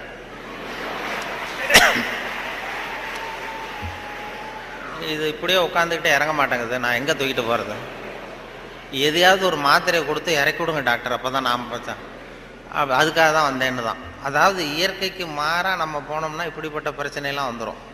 அப்புறம் வழியில் போகும்போது இடுப்பில் ஒரு குழந்தைய தூக்கிட்டு வந்தால் நம்ம கேட்கணும் அந்த அம்மாட்ட, ஏம்மா இது ஏன் உன் பிள்ளையா உங்கள் வீட்டுக்காரரான்னு கேட்கணும். அப்படி குழப்பம் வந்துடும். இயற்கையை மாற்ற முடியாது, ஆனால் அந்த குழந்தை தன்மையை நம்ம கொண்டு வரலாம். அதுக்காக சொல்லுவாங்க. ஏன்னா இதய நோய் இன்னைக்கு வராதவர்கள் 2 பேருக்கு வர்றதில்லை. ஹார்ட் அட்டாக் வராத குரூப் யாருன்னா, இந்த நரிக்குறவர்களுக்கு இது வரைக்கும் வந்ததே கிடையாது இதய நோய். வாழ்க்கையை ரொம்ப லேசாக எடுத்துக்கிறவங்க. அவங்களுக்கு வெற்றியும் சந்தோஷத்தை தரும், தோல்வியும் சந்தோஷத்தை தரும். அது இப்போ எங்கள் ஊரில் எல்லாம் இந்த துப்பாக்கி சுடுறதுக்கு, இந்த வேட்டைக்கு துப்பாக்கி வச்சுருப்போம் எங்கள் ஊர் பக்கம் அந்த காட்டில். அது நரிக்குறவர் சுடுவாங்க. கூட்டமாக பறந்து போகிறப்ப சுட்டால் ஒரு பறவை விழுந்ததுன்னா சந்தோஷப்படுவார், துள்ளுவார். அதே மாதிரி தப்பிச்சு போனாலும் துள்ளுவார், ஆகா எவ்வளோ அருமையாக போகுதுன்னு. நமக்கு தான் பயமாக இருக்கும், ஐயோ ஒரு குண்டு வேஸ்ட் ஆகிட்டுதுன்னு. அதனால் நரிக்குறவர்களுக்கு வர்றதில்லை. அதே மாதிரி இன்னொரு குரூப்புக்கு ஹார்ட் அட்டாக் இது வரைக்கும் வந்ததில்லை. மருத்துவ உண்மை யாருன்னா, பைத்தியக்காரனுக்கு வந்ததே கிடையாது. பைத்தியக்காரங்களுக்கு இது வரைக்கும் ஹார்ட் அட்டாக்கும் வந்ததில்லை. ஏன்னா அவங்க எதுவாக ஆக நினைக்கிறார்களோ அதுவும் ஆயிடுறாங்க. அவங்க இப்போ நான் இந்த நாட்டுக்கு பிரதம மந்திரி ஆகணும்னு நினைக்கிறேன்னா, நான் எந்த கட்சியில் சேர்றது, எங்கே போகிறது, எப்படி பண்ணுறதுன்னு நான் டென்ஷன் ஆயிடுறேன். அதாவது என் இருதயத்துக்கு அதிகமாக வேலை கொடுக்குறேன். ஒரு துடிப்புக்கும் இன்னொரு துடிப்புக்கும் நடுவில் இருக்கிற ஓய்வு தான் என்னுடைய ஆயுளை நிர்ணயம் பண்ணுது. நான் பிரதம மந்திரி ஆகணுங்கிற ஆவலில் எனக்கு துடிப்பை அதிகமாக்கி ஆயுளை குறைச்சிக்கிறேன், ஹார்ட் அட்டாக் வந்துடுது. ஆனால் ஒரு பைத்தியக்காரன் பிரதம மந்திரி ஆகணும்னு நினைக்கிறான்னு வைங்க, அவன் ஆனதாகவே நினச்சிடுறான். அவனுக்கு முயற்சி தேவைப்படாது. எதுவாகணும்னு நினைக்கிறானோ அதுவும் ஆயிடலாம். ஒரு சினிமா நடிகர் ஆகணும்னு பைத்தியம் பிடிச்சதுன்னா, நான் தான் ரஜினிகாந்த் அப்படிம்பான். அதாவது அது மாதிரி ஆகிடும். அந்த மன அளவில் அந்த நிறைவு வந்துடுறதுனால அவங்களுக்கு இதய நோய் வர்றதில்லை. இது அவங்கள்ட்டேருந்து நாம் கற்றுக்க வேண்டியதான். அதனால தான் எதையும் லேசாக எடுத்துங்கன்னு சொல்லி இப்போ இந்த காலத்தில் எல்லாரும் உபதேசம் பண்ண ஆரம்பிச்சுட்டாங்க. அதாவது இப்போ சித்த சுவாதீனத்துடன் கூடிய பைத்தியத்தன்மையுடன் வாழ கற்றுக்கொள்ளுங்கள் அப்படிங்கிறது இந்த காலத்து மனிதர்களுக்கு சொல்லப்படுகிற உபதேசம். சித்த சுவாதீனத்துடன் கூடிய பைத்தியத்தன்மையுடன் வாழ கற்றுக்கொள்ளுங்கள் அப்படின்னா, அது என்ன பைத்தியத்தன்மை சித்த சுவாதீனம்னா, நாம் சித்த சுவாதீனமாக இருக்கணும், இன்னொருத்தர் பைத்தியக்காரத்தனமாக பேசினா ஒத்துக்கணுமா? இப்போ உங்கள் வீட்டில் அல்லது உங்கள் நண்பர்கள்ட்ட யார்ட்டையோ கேட்குறீங்க, 8ஐயும் 3ஐயும் பெருக்குனா என்னன்னு கேட்குறீங்க. 8ம் 3ம் பெருக்குனா 23ன்னு சொல்கிறாருன்னு வைங்க, உடனே நீங்கள் சண்டைக்கு போகக்கூடாது. தப்பு, நீ சொல்கிறது தப்புன்னு சண்டை போகக்கூடாது. பரவாயில்ல, நீ 23ன்னு இது நினச்சிருக்க, நான் 24ன்னு நான் எனக்கு சொல்லி கொடுத்துருக்குறாங்க. சரி, உங்கள் வாத்தியார் அப்படி சொல்லி கொடுத்துருக்காரு, எங்கள் வாத்தியார் அப்படி சொல்லி கொடுத்துருக்காரு, ஒன்று தானே வித்தியாசம், அதுவும் வாய்ப்பாட்டில் எத்தனையோ எடிஷன்லாம் இருக்குது இல்லையா, அதனால் பரவாயில்ல அப்படின்ட்டு போயிடணும். இதுதான் சித்த சுவாதீனத்துடன் கூடிய 24 தான் உண்மைங்கிறது தெரியும் நமக்கு, சரிங்கிறது. 23ஐயும் சரின்னு ஒத்துக்கிறோம் பாருங்கள், அதை தான் சித்த சுவாதீனத்துடன் கூடிய. அப்படி இருக்கிறவங்களுக்கு இதய நோய் வராதான். அது துல்லியம்ங்கிறது அதில் வேணும். அதாவது இப்போ ஒரு மாணவன் படிச்சுட்டு இன்டர்வியூக்கு போனான், ஒரு பேங்க் உத்தியோகம். அங்கே கேள்வி கேட்டாங்க, 8ஐயும் 3ஐயும் பெருக்குனா என்னப்பான்னு. அவன் சொன்னான், 8ஐயும் 3ஐயும் பெருக்குனா 23ன்னு சொல்லிட்டான், வாய் தவறி சொல்லிட்டான். சரி போயிட்டு வான்ட்டாங்க இன்டர்வியூவில். வெளியில் வரும்பொழுது யோசித்தான், இது என்ன ஒரு சின்ன கணக்கு தானே கேட்டாங்க, இது தப்பாக சொல்லிட்டோமே, 8-3-23 சொல்லிட்டோமே, இது கூட தெரியலன்னா நமக்கு எப்படி பேங்க்கில் வேலை கிடைக்கும்? நிச்சயமாக நமக்கு இந்த வேலை இல்லை, ஏதோ உளறிவிட்டோம் அப்படின்னு சொல்லி போயிட்டான் வீட்டுக்கு. வீட்டுக்கு போனால் ஒரு வாரத்தில் அப்பாயின்மெண்ட் ஆர்டர் வந்துட்டுது அவனுக்கு, நீ வந்து வேலையில் சேர்ந்துக்கிடான்னு. உடனே அப்போ அவன் நினச்சானா, சரி நாம் பதில் சொன்னதை அவரும் சரியாக காதில் வாங்கலை போல இருக்கு, கேள்வி கேட்டவரும், அதனால் இதை சொல்லிடக்கூடாது, பேசாமல் போய் வேலையில் சேர்ந்துருவோம் அப்படின்னு போய் நேராக போய் வேலையில் சேர்ந்துட்டான். சேர்ந்து வேலை பர்மனெண்ட் ஆனதுக்கப்புறம் அந்த மேனேஜர்கிட்ட போய் உக்காந்தான். சார், அன்னைக்கு இன்டர்வியூக்கு வந்தப்போ என்ன ஒரு கேள்வி கேட்டீங்க, 8-3 பேருக்கு நான் என்னென்னு, நான் வாய் தவறி 23 சொல்லிட்டேன், நீங்களும் சரியாக கவனிக்கலை போட்டிருக்கு சார், எனக்கு வேலை கொடுத்துட்டீங்க, ரொம்ப தேங்க்ஸ் அப்படின்றான். இனிமேல் ஒன்றும் பண்ண முடியாதுன்னு.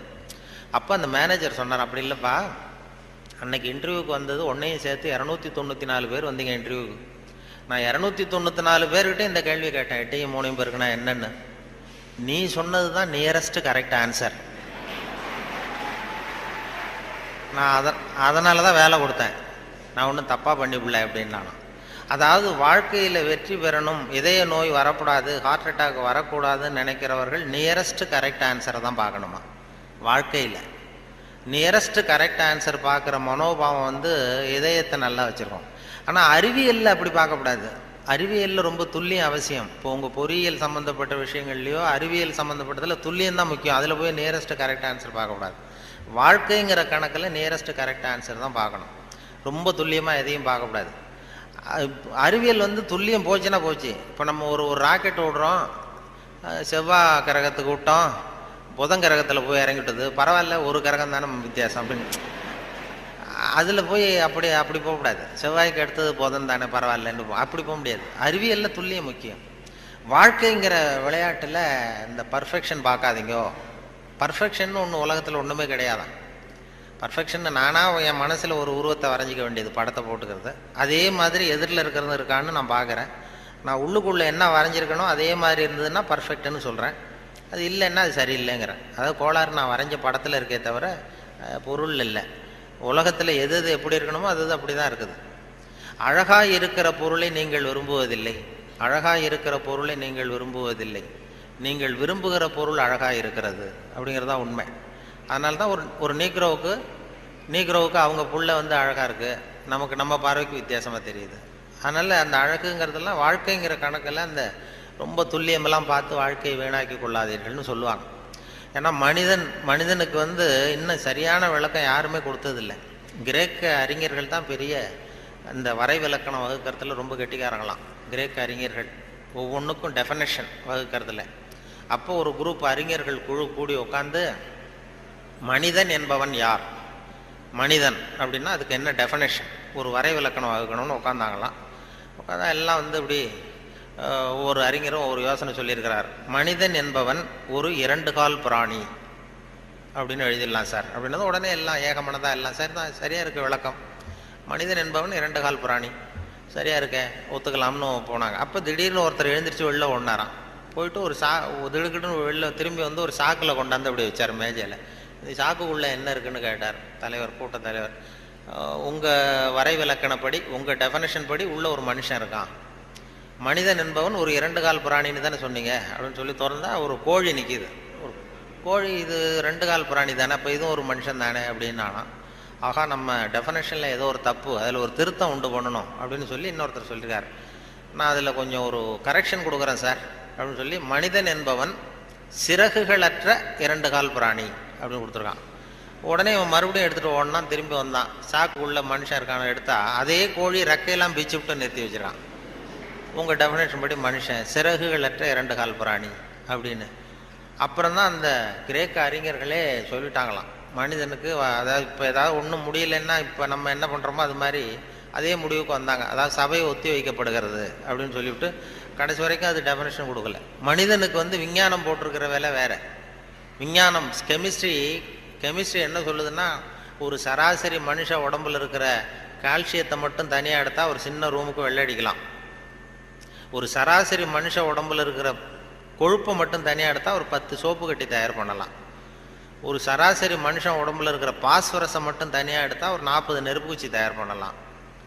ஒரு சராசரி மனுஷ உடம்புல இருக்கிற இரும்பு சத்தை மட்டும் தனியாக எடுத்தால் 2 கலாணி 2 செய்யலாம். இவ்வளவுக்கு மொத்தமாக விலை போட்டால் 42 ரூபா 50 காசு.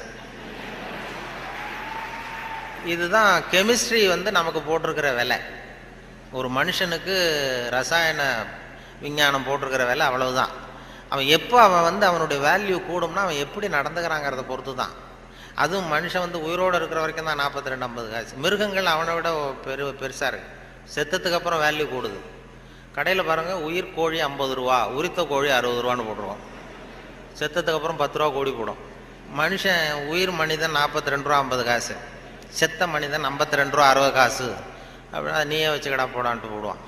அது அப்படி எப்படி வாழணுங்கிற அந்த வாழ்க்கை நெறிகள்லாம் பெரியவர்கள் நிறைய பேர் அதை பற்றி இது பண்ணி சொல்கிறாங்க. அதனால தான் அவங்ககிட்டேருந்து கற்றுக்கிட்டு நம்ம நல்ல பழக்க வழக்கங்கள் நம்மக்கிட்ட இருக்கிற அந்த திருக்குறளை பற்றி இப்போ தான் அதை பற்றி நிறைய பேர் பேச ஆரம்பிச்சிருக்கிறாங்க. திருக்குறளுங்கிறது அதனுடைய அருமை பெருமையெல்லாம் எப்படி வந்தது போச்சுன்னு சொல்லி.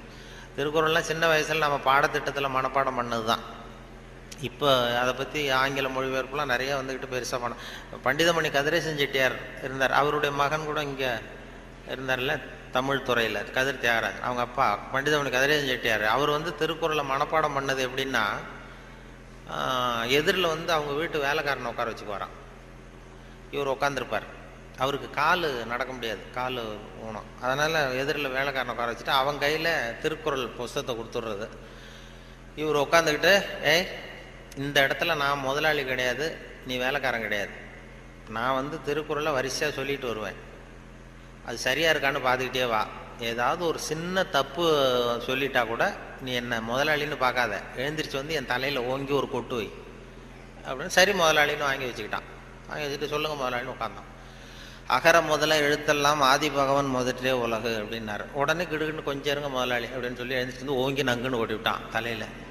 ஏன்டா கூட்டினா, நான் சரியாக தானடா சொன்னேன் அப்படின்னா, இல்லை நீங்கள் சொன்னது தப்பு முதலாளி, அகர முதல எழுத்தெல்லாம்னு நீங்கள் சொன்னீங்க, இந்த புஸ்தகத்தில் அகர முதல வெழுத்தெல்லாம்னு போட்டிருக்கு, அதனால் தப்பு அப்படின்னு டக்குன்னு இப்போ திருக்குறளை பிடிங்கிட்டாரான். இதே ரீதியில் போனால் நான் 1330 கொட்டு வாங்கணும் அவங்ககிட்ட, என் தலை தாங்காது, நான் பார்த்துக்கிறேன் போடான்ட்டாரான். அப்படிலாம் திருக்குறளை படித்து பெரிய இது பண்ணியிருக்கிறாங்க. அவருக்கு கால் ஊனம், பண்டிதன் கதிரேசன் செட்டியாருக்கு. அவருக்கு பாதுகாப்புக்குன்னு ஒருத்தனை வச்சுருந்தாரான், அவனுக்கும் கால் கிடையாது. அப்போ கேட்டிருக்காங்க, ஏங்க ஐயா நீங்கள் தான், உங்களுக்கு தான் கால் நடக்க முடியாது, நடமாட முடியல, கால் ஊனம், உங்களுக்கு பாதுகாப்புக்குன்னு ஒருத்தனை வச்சுருக்கீங்க, அவனுக்கும் கால் விளக்காமல் இருக்கு, கால் சரியில்லையே அப்படின்ட்டு இருக்காங்க. அப்போ அதை நான் அர்த்தத்தோடு தான் வச்சுருக்கேன்னாரான். என்ன அப்படின்னு கேட்டதுக்கு சொல்லியிருக்காரு, எனக்கு ஒரு ஆபத்துன்னு வரும்பொழுது இவன் விட்டுட்டு ஓடி போகாமல் இருக்கணும்ல, அதுக்காக தான் வச்சுருக்கேன் அப்படின்னு சொன்னாரான். அப்படிலாம் அந்த தலைமுறையில் திருக்குறளை பற்றி சொல்லுவாங்க. திருக்குறளை இப்போ பெரிய அதை பற்றி சான் ஸ்னைடர்னு ஒருத்தர், இப்போ அமெரிக்க பேராசிரியர், திருக்குறளை பற்றி 600 பக்கத்துக்கு 600 பக்கம் கற்கும் வழிகள்னு ஒரு புத்தகம் எழுதினாராம். ஹைவே டு லேர்னிங், அது ஒன்று ஹைவே டு லேர்னிங் அப்படிங்கிற புத்தகம் 600 பக்கம், 500 ரூபா விலை. அதாவது கற்கும் வழிகள்னு அமெரிக்காவில் இப்போ பிரபலமாக அந்த புத்தகம் வித்துக்கிட்டு இருக்கு. அதை படிச்சுட்டு நம்ம தமிழ் பேராசிரியர் ஒருத்தர் சொன்னாருங்க, இதுக்கு ஏன் 600 பக்கம் வேஸ்ட், நம்ம திருவள்ளுவர் ஒவ்வொரு வார்த்தையிலே பதில் சொல்லியிருக்காரு அப்படின்னார். கற்கும் வழிகளில் அவர் என்ன பண்ணியிருக்காருன்னா, சாப்டர் படிச்சார். Why we should read, how we should read, what we should read, when we should read அப்படின்னு 4 பிரிவாக பிரிச்சுக்கிட்டு எதை படிக்கணும், எப்படி படிக்கணும், ஏன் படிக்கணும், எப்போ படிக்கணும் அப்படிங்கிற மாதிரி பண்ணியிருக்கிறார். அதாவது ஹவு வி ஷுட் ரீட் அப்படின்னு ஒரு கேள்வியை கேட்டுக்கிட்டு 250 பக்கம் அவர் எழுதியிருக்கார். இந்த கேள்விக்கு திருவள்ளுவர் எதை படிக்கணும், அதாவது எப்படி படிக்க வேண்டும், ஹவு வி ஷுட் ரீட்னா கசடர கற்க அப்படின்னு ஒரே வார்த்தையில் ஒரு பதில் உண்டு. இதுக்கு 250 பக்கம் வேஸ்ட் பண்ண வேண்டியதில்லை என்னார்.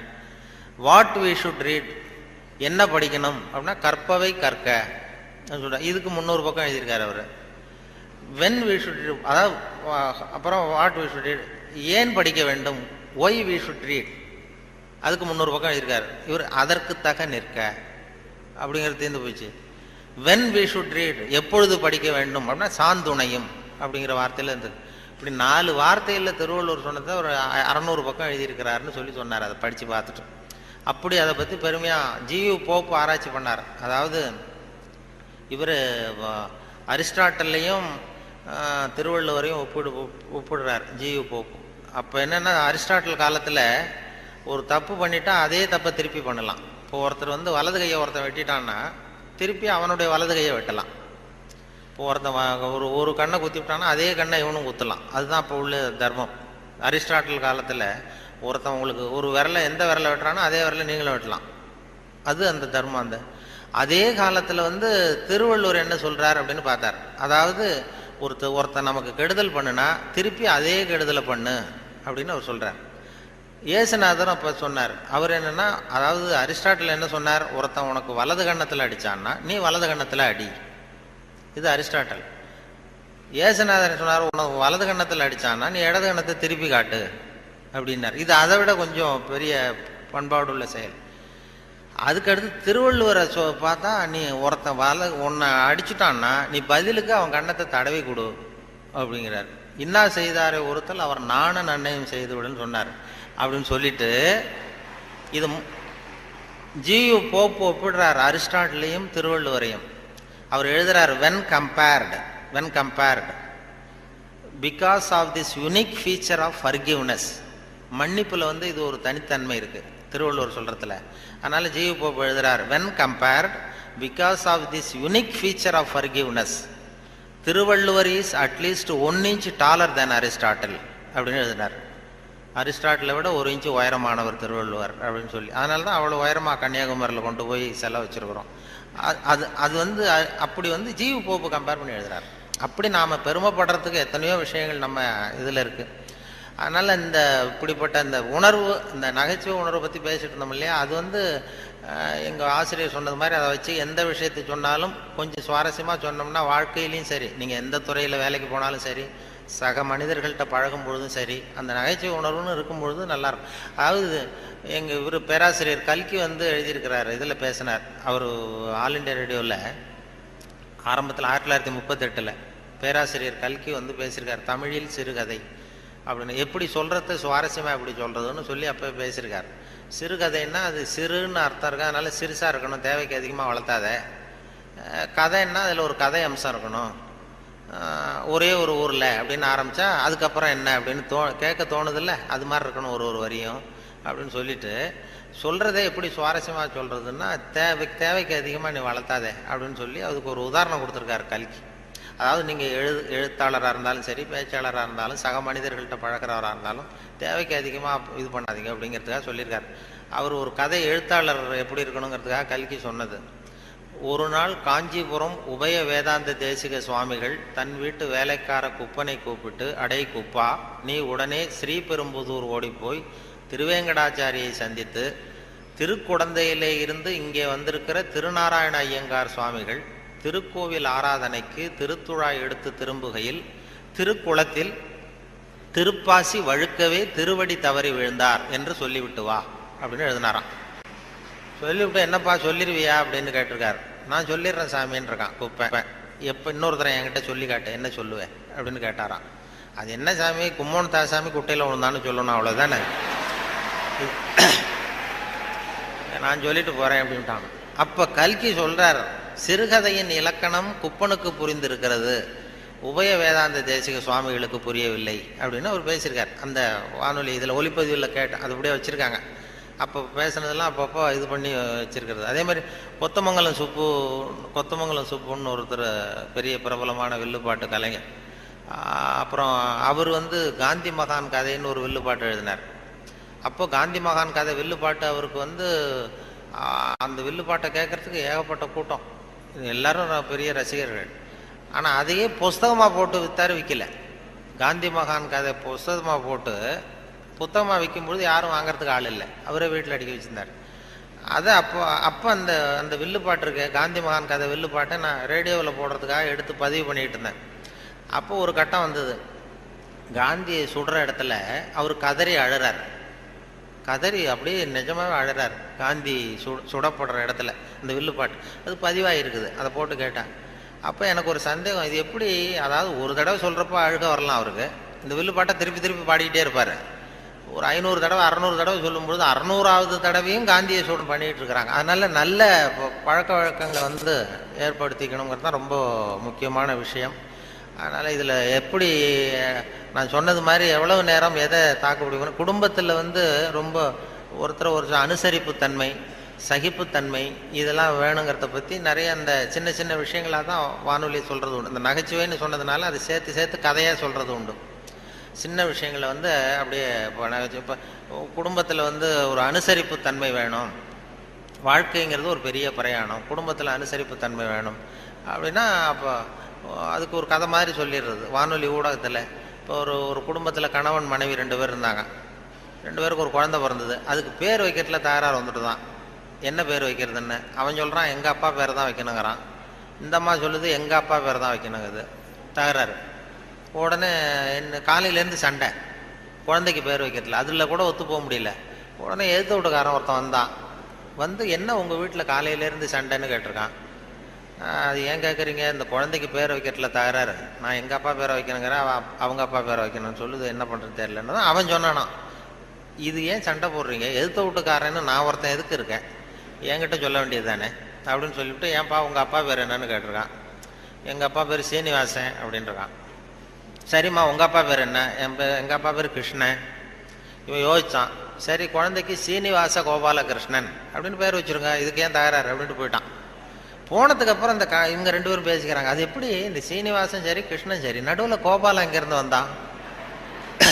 ஓடி போய் கூப்பிட்டு வந்தாங்களாம் அவனை. வாடா கிட்டவா, அது யாரா கோபாலன் அப்படின்னா அது எங்கள் அப்பா பேர்,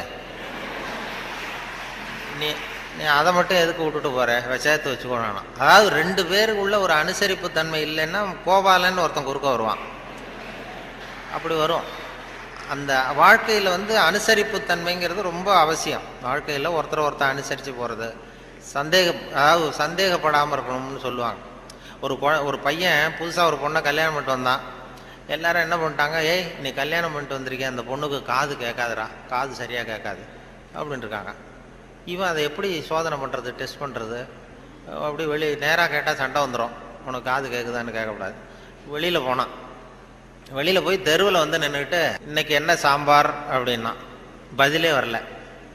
ஆகா நம்ம சந்தேகப்பட்டது சரிதான் அப்படின்னு முடிவு பண்ணிட்டான். அடுத்தது உள்ற வந்தான், வீட்டுக்குள்ளே நின்றுக்கிட்டு 2வது தடவை கேட்டான். கூடத்தில் நின்றுட்டு இன்னைக்கு என்ன சாம்பார் அப்படின்னா அப்பவும் பதில் வரல.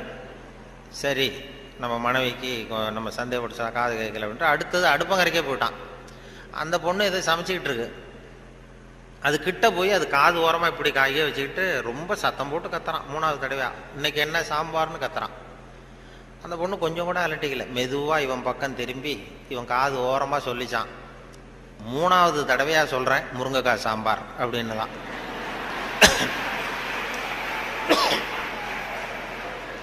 இவனுக்கு காது கேட்கல, இவன் அதை போய் குத்துறான். அதான் தன் குற்றம் நீங்கி பிறர் குற்றம் காண்கிற்பின் என் குற்றமாகும் இறைக்குன்னு சொல்லுவாங்க. அதில் திருவள்ளுவர் இதில் என்னென்னா ரொம்ப கிட்டத்தில் நமக்கு புத்தி சொல்கிறவர் அவர் தான். மற்றவங்களாம் எட்டத்துலேருந்து சொல்லுவாங்க. நீங்கள் நல்லது செஞ்சால் எதுக்கும் கவலைப்படாதீங்க அப்படின்னு எத்தனையோ பேர் உபதேசம் பண்ணுவாங்க.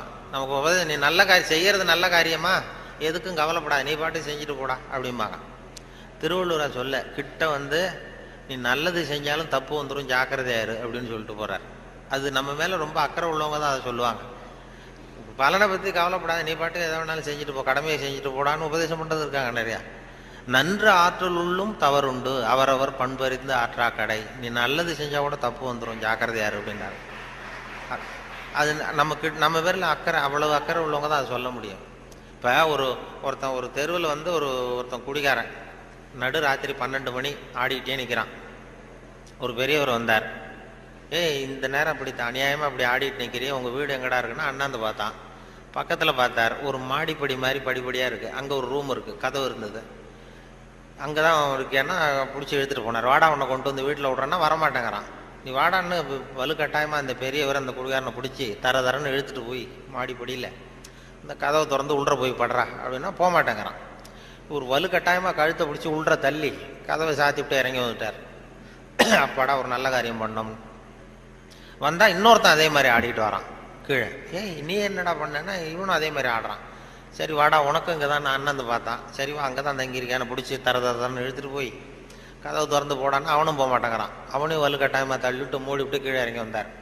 வந்தால் 3வது ஆள் ரொம்ப பயங்கரமாக ஆடிட்டு வரான். எத்தனை பேருடா இன்னைக்கு இப்படி புறப்பட்டுருக்கீங்க, எல்லாம் அங்கே தான் இருக்கீங்களா அப்படின்னு சொல்லி வாடா மேலேன்னு கூப்பிட்டார். நான் வரமாட்டேன்னு கத்தனான். அதெல்லாம் முடியாது, ஒன்று அங்கே விட்டுட்டு தான் போவேன்னு அவர் என்ன பெரியவர் இழுக்கிறார். இழுத்ததும் உடனே போலீஸ்னு கத்திருக்கான். போலீஸுக்காரர் வந்துட்டார். அந்த போலீஸுக்காரர்கிட்ட அவன் புகார் பண்ணுறான். இந்த பாருங்க சார், யாரோ ஒரு பெரியவர் என்னை இந்த வழியாக மேலே கொண்டு போய் அந்த கதவை திறந்து அந்த பக்கமாக இருக்கிற குப்பை குழியில் தள்ளி தள்ளி விட்டுக்கிட்டு இருக்கிறார் 3 தடவையா. நான் இறங்கி இறங்கி கீழே வந்துக்கிட்டு இருக்கேன். இன்னும் 2 தரம் தள்ளி விட்டாருன்னா செத்து போடுவோம் சார் அப்படின்றான். இதுதான் நன்று ஆற்றல் உள்ளும் தவறுண்டு, அவரவர் பண்பறிந்த ஆற்றா கடை. நீ நல்லது தான் செஞ்சார், தப்பு வந்துடும், அது அவ்வளவு தூரம் அவர் தான் சொல்ல முடியும். அந்த நன்று ஆற்றல் உள்ளும் தவறுண்டு, அவரவர் பண்பறிந்த ஆற்றா. நல்லதுன்னு செய்வாங்க. இப்போ ஒருத்தன் யார்கிட்டையும் நண்பர்கள்ட்ட கேட்டான், ஒரு 100 ரூபா கொடுங்கடா, ஏதாவது தொழில் செஞ்சு பொழைச்சிக்கிறேன்னு. யாருமே கொடுக்கறதுக்கு ஆள் இல்லை, பரவாயில்ல. உடனே அவன் என்ன பண்ணால், சரி மனிதர்கள் யாரும் நமக்கு உதவி பண்ண மாட்டேங்கிறாங்க, நமக்கு தேவை ஒரு 100 ரூபா, இது கடவுளுக்கே ஒரு லெட்டர் போட்டு பார்ப்போம், அவர் தானே எல்லாரையும் படைச்சார், அவர் கொடுக்குறாரா பார்க்கணும். ஒரு போஸ்ட் கார்டு வாங்கினான்.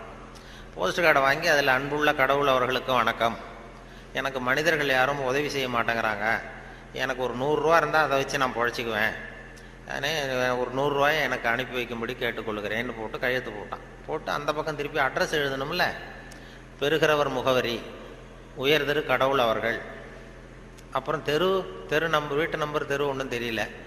யோசிச்சான், கடவுள் அட்ரஸ் எப்படி கண்டுபிடிக்கிறது யோசிச்சு, சரி எல்லார் அட்ரஸும் போஸ்ட் மாஸ்டருக்கு தெரியும் அப்படின்னு சொல்லி கடவுள் கேரா போஸ்ட் மாஸ்டர் அண்ணாமலை நகர் சிதம்பரம்னு போட்டு விட்டான். அந்த போஸ்ட் மாஸ்டர் ஒரு நல்ல எண்ணம் படைச்சவர்.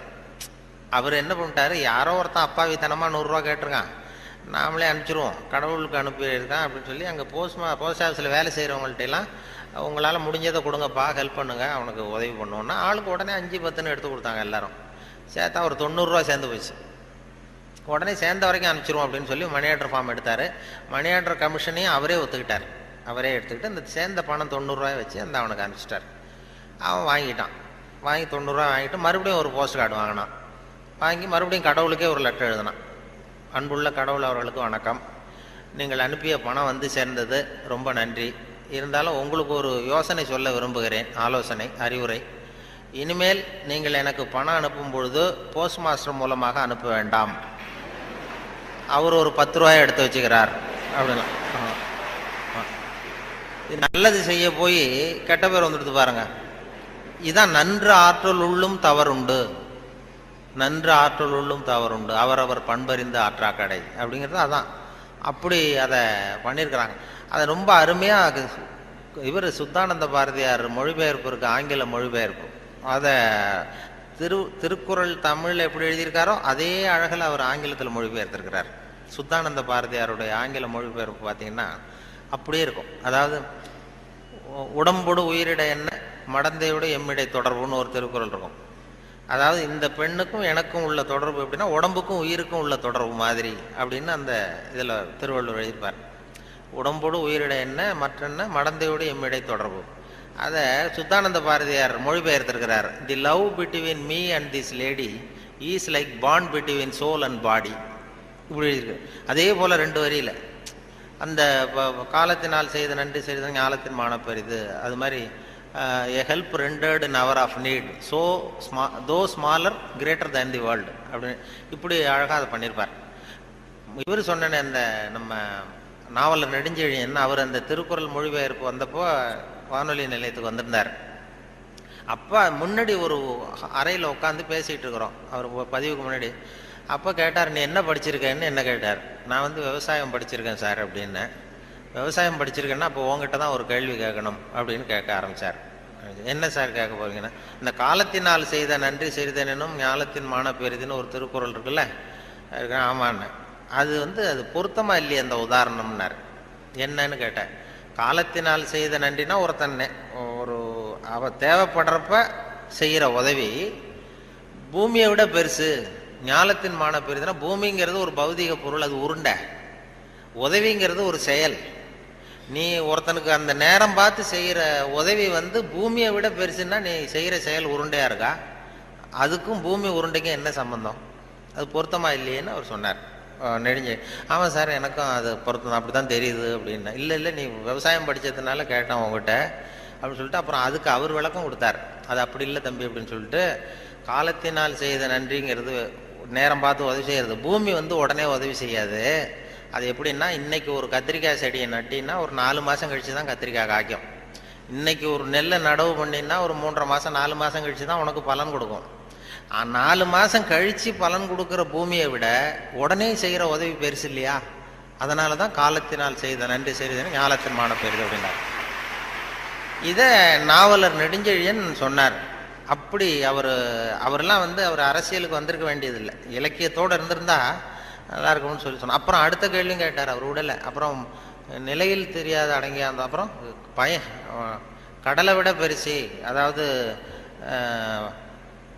அப்படின்னு ஒரு இது, அதுக்கு அந்த திருக்குறளுக்கு ஒன்று சொன்னார். நிலையில் தெரியாத அடங்கியான் தோற்றம் மலையினும் மான பெரிதுன்னு ஒன்று. பயன் தூக்கார் செய்த உதவி நயன் தூக்கின் நன்றி கடலிற் பெரிது. அதாவது பயன் கருதாமல் செய்கிற உதவி கடலை விட பெருசுன்னு சொல்றாரு. கடல்ங்கிறது விரிந்தது.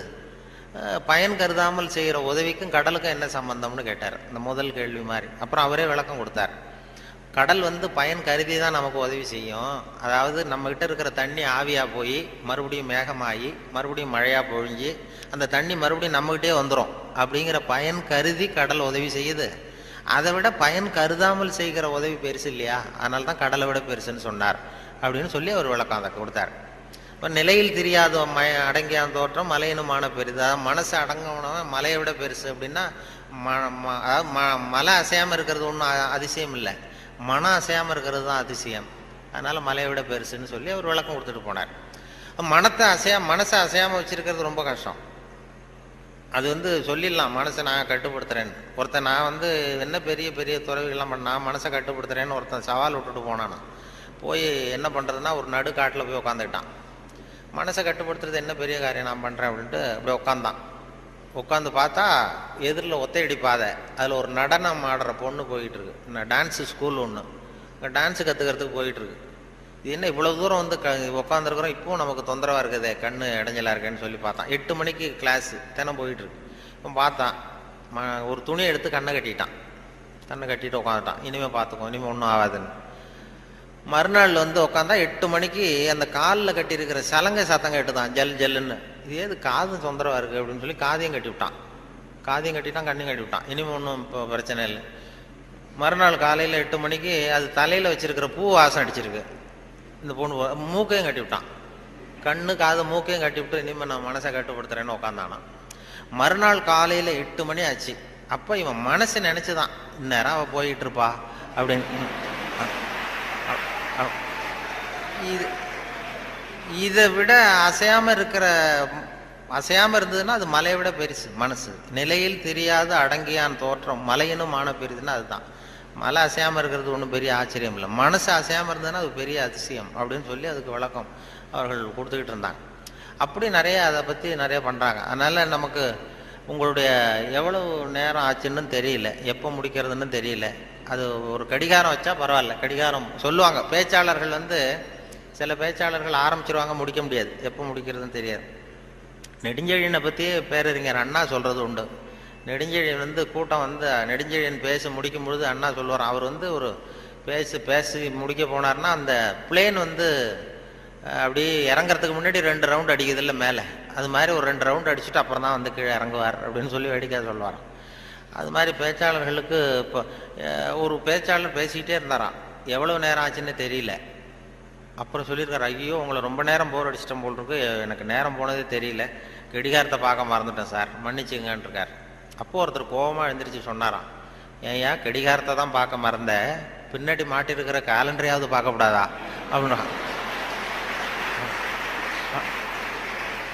அப்படின்னா அவன் வாரக்கணக்கில் பேசிக்கிட்டு இருந்திருக்கான்.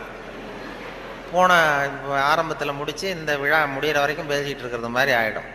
அது அந்த பேச்சுங்கிறது அந்த கல்கி சொன்னார்ல, அது மாதிரி இருக்கணும்னு சொல்லுவாங்க. பேச்சு எதுவாக இருந்தாலும் ஒரு தன்னம்பிக்கை ஊட்டுறது மாதிரி இருக்கணுமா. ஒரு பேச கேட்டாலும் எழுத்தை படித்தாலும் அது படித்து முடித்ததும் நமக்கு ஒரு வாழ்க்கையில் ஒரு பிடிப்பு தன்னம்பிக்கை ஊட்டணும்.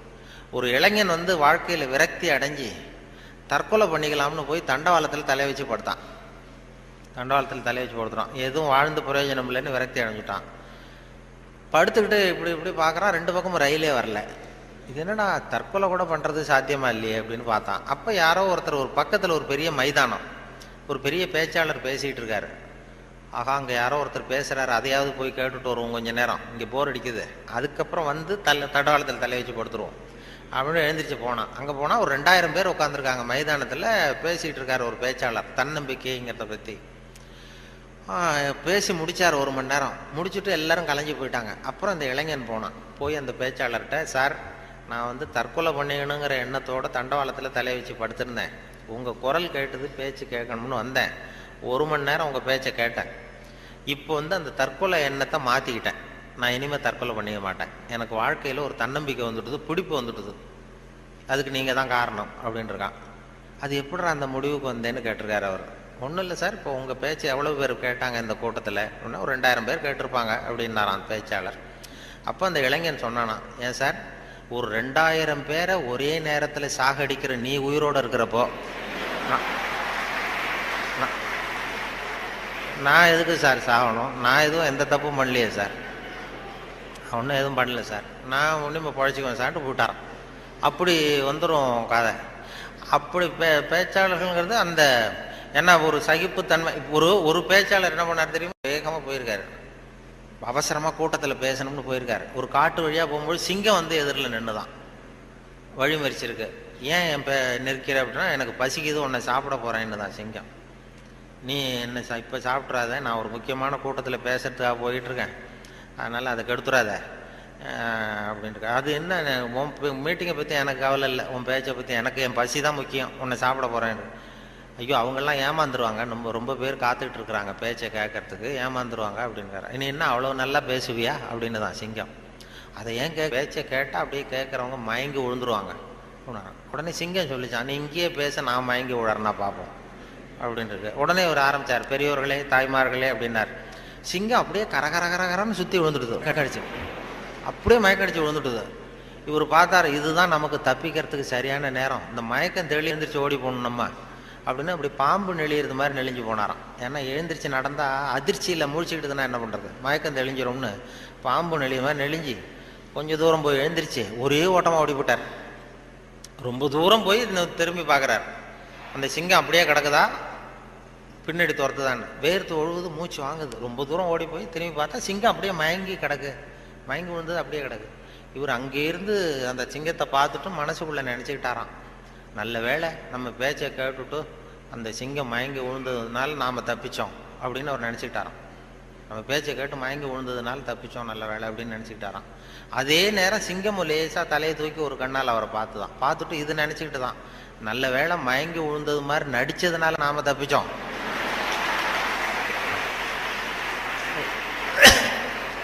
இல்லைன்னா அவன் பேசியே கொண்டிருப்பான் நம்மளை அப்படின்னு அது நினச்சிதான். இப்போ எதுக்கு இது சொல்கிறேன்னா, இப்போ உங்கள் முகத்தையெல்லாம் பார்த்தா அந்த சிங்கத்தோட முகம் மாதிரி தெரியுது எனக்கு. ஆமாம், அது என்ன, எந்த எந்த இதில் இருக்கீங்க என்ன ஏதுன்னு அது புரிஞ்சுக்கிறது ரொம்ப கஷ்டம். ஆனால் இது மாதிரி நேரத்தில் நல்ல பழக்க வழக்கங்களை வளர்த்தலாம். சகிப்புத்தன்மைங்கிறது ஒரு பெரிய முக்கியம். இன்டர்நேஷ்னல் இயர் ஆஃப் டாலரன்ஸ்னு கொண்டாடினாங்க. சர்வதேச சகிப்புத்தன்மை ஆண்டுன்னு 1995 இன்டர்நேஷ்னல் இயர் ஆஃப் டாலரன்ஸ், சர்வதேச சகிப்புத்தன்மை ஆண்டு. எதுக்கு சொல்கிறேன்னா, இது மாதிரி சந்தர்ப்பத்தில் நீங்கள் உங்களுக்கு பிடிக்குதோ பிடிக்கல ஒரு சகிப்புத்தன்மைன்னு ஒன்று, எவ்வளோ நேரம் தாக்கு பிடிக்க முடியும் அப்படிங்கிறதெல்லாம் பண்ணிக்கலாம்.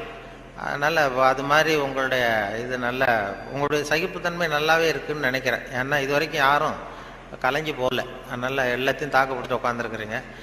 அதனால் உங்களை எல்லாம் இது மாதிரி ஒரு நல்ல சந்தர்ப்பத்தில் சந்தித்ததில் எனக்கு ரொம்ப மகிழ்ச்சி. ஏன்னா ஒரு பெரிய